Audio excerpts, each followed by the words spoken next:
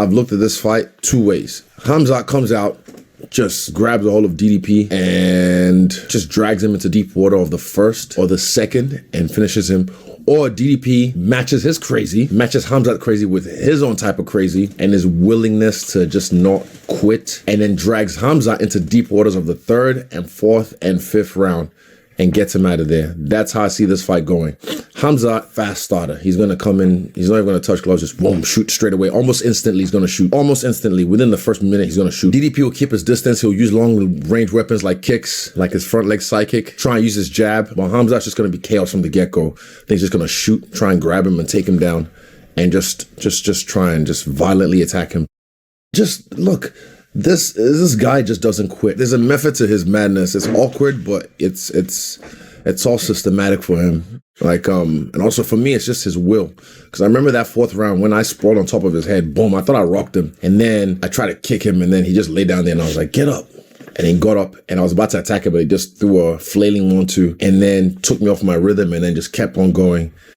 He was tired. I know he was tired, but he just won't quit.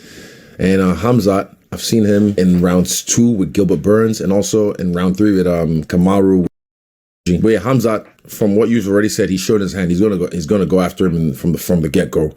But DDP, I think, can weather the storm and probably finish Khamzat later on. Because Khamzat, if it gets to round 3, 4, 5, it's gonna be a problem. It probably won't get to round 5. I say round 3 or 4, DDP. But if Khamzat's gonna win, it's gonna be in the first round. It's gonna be impressive. It's gonna be like spectacular. It's gonna be violent. But yeah, I'm gonna go with DDP. I like having DDP as the champion because I think it's still inspiring to, a lot of Africans, especially South Africans as well. Like the way me and Kamaru and Francis did for, the continent as the Three Kings. He can do that now solely as the African champion in the UFC. I think it's just stubborn. I'm going to go Dricus by late TKO. I think a lot of it comes down to that first grappling exchange. A lot of it comes down to that. If Dricus can defend that sequence that he does, which is like a low double to back take, there's so many guys who can't defend that, or if they have defended it, once he gets that body lock and starts to get the hook in, guys just can't seem to escape that. So to me, it all comes down to, can Dricus do that repeatedly for a number of rounds? And if he can, how does Khamzat look after that?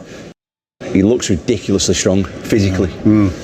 Obviously, he's got the mental side of it down. We know he can push on through the tough moments. We know he can do the 5-rounders, all the rest of it. But physically, when he gets in grappling exchanges, DDP seems to win them.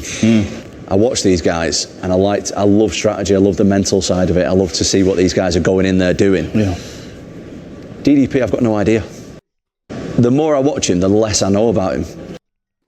I will never, ever think that DDP is going to lose again. Wow. I just don't know. He just finds a way to win. Against Khamzat Chimaev, though, someone that I've shared a card with a couple of times in Abu Dhabi, funny enough. Khamzat Chimaev is an absolute beast, man. And if he can get that back control and start that cycle that he does of dragging guys to the ground, going for the submissions, punching them from there, punishing them, tiring them out. So, mate, the answer is, I don't know. Because fights like this, they come around every now and again, and you just don't know.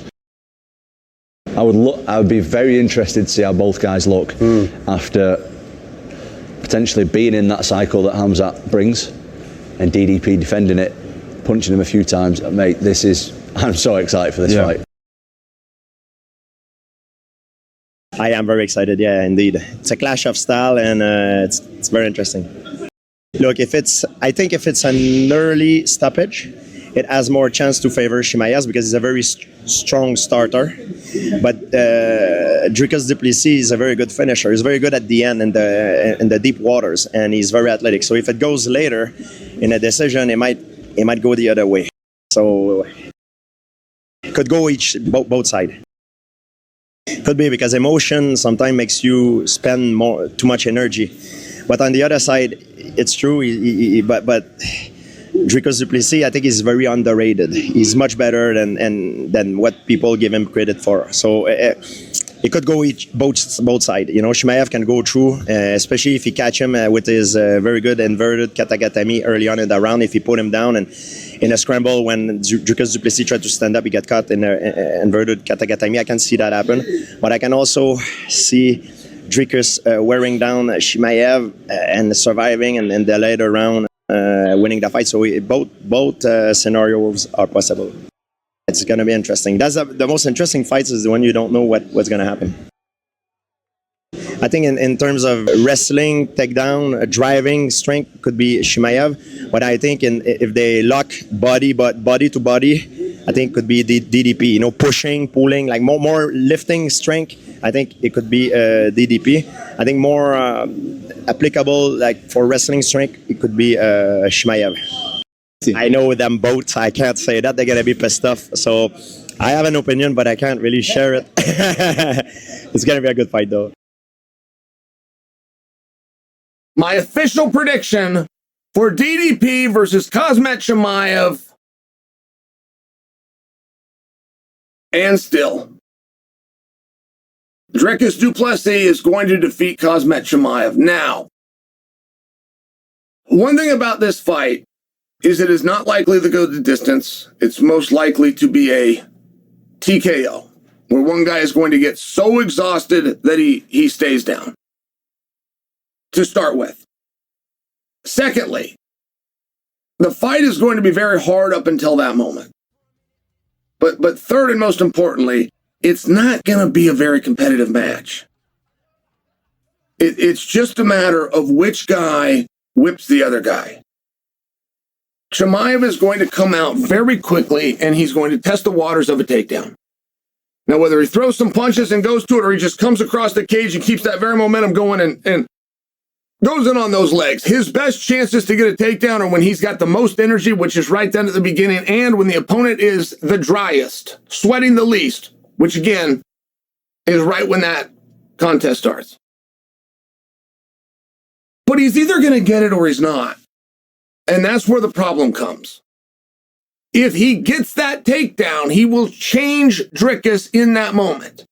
If Dricus is to get up to his feet or even survive, Dricus will now be different, which is going to make him easier to take down a second and a third and a fourth time from Dricus. Now, if Dricus can defend those takedowns, and if Dricus can do one of two things, defend Chimaev's takedowns or convince Chimaev that he can defend his takedowns, and therefore so Chimaev just doesn't try. That's where all of a sudden you find yourself in the stand-up battle. We haven't had grapplers, even as a plan B, get their skills high enough to go with the top-level strikers. And that's where the picking apart comes from. And that's where eventually falling down and collapsing, that's where eventual exhaustion comes from. I believe that this fight is going to be ended by exhaustion. It will be known as a TKO.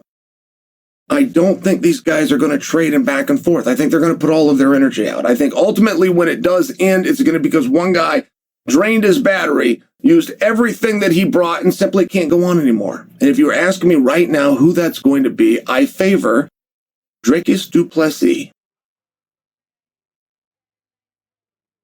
In the last 5 fights, Khamzat hasn't taken longer than 13 seconds to shoot a takedown. Yeah.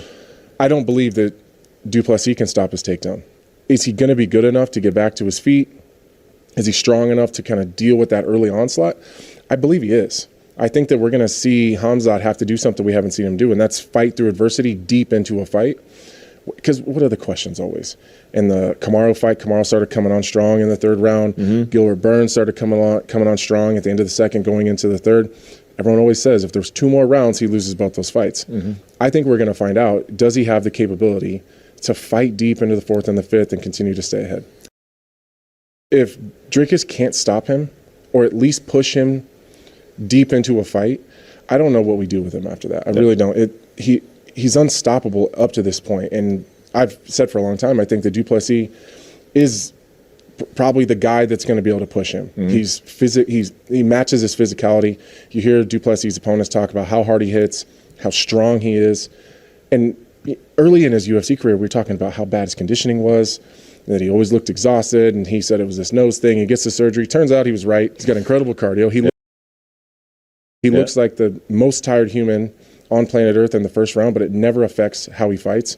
He pushes 5 hard rounds every single time he goes out there. So if that guy can't slow down Khamzat, I don't know who can. Khamzat is getting his opportunity to fight for the middleweight strap against the King of Africa, DDP. When you look at Khamzat, you have to look at him when he jumps on you, you better be ready for the best. You better have the best wrestling, anti-wrestling and fighting skill ready to rock and roll, because once he locks on, he's going to be looking to go to that position, which I call it home. He's going to sit there and wait. And then he's going to, let's see what you're going to do. Once you start the post, he's going to take out that post. He takes out the post. He's going to jump to the other side, take out the other post, get his hooks in, and beat you up until you give him your neck or neck crank, and he's going to take it. That's what he's going to do. He doesn't want to do anything on the feet. If he could, he would wrestle all day, every day. If he gets DDP here, DDP is going to have a very, very hard time surviving, because he's so fixated on wrestling and out grappling people that he's always going to be taking your post, and you're always going to be carrying his weight, and he's always barreling down on his opponents. We're going to be talking about the great Dricus du Plessis. Absolute freak show of an athlete. He is the UFC middleweight champion. The dude is an animal. He's an absolute freak. And he submits a full team of Gracie Barra black belts. And he's the MMA guy. Just shows you how physical and powerful this dude is. He's a real freak show. Dricus du Plessis. UFC 319. Oh man, I haven't been pumped. This pumped for a fight for a while. What's going to happen? He's taking on Khamzat Chimaev, 14-0. Khamzat Chimaev.